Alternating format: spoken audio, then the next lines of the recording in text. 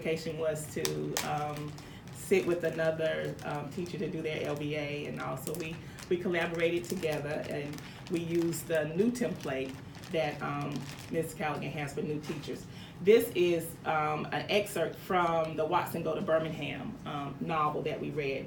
It's a very deep novel study which involves racism and prejudice.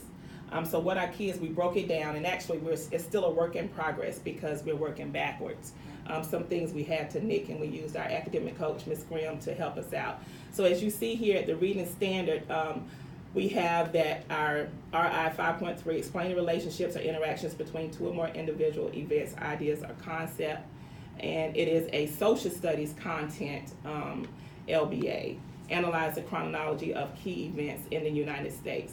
Their proposal is The Great Debate. The title is The Great Debate. Do you think Kenny is mature enough to handle the truth about the bombing? There was a bombing that took place on 16th Street in Birmingham, and we want to know whether or not Kenny is mature enough to handle the truth. So the kids read the novel all the way up to chapter 13. Chapter 14, chapter 15, and the epilogue would be the ones that actually tell them all about the bombing. The author left out a lot of key details in the novel. So we're asked, why did he leave that out? Did he not think the students were mature enough, or Kenny was mature enough to deal with this type of truth, or what? So their debate is, the great debate is, they have to, based off the evidence in the text from chapters 1 through 13, they have to determine whether or not Kenny Watson is mature enough to handle the truth. So there's a character-focused graphic organizer, and ours is not embedded here in the pacing guide. It's in the folders.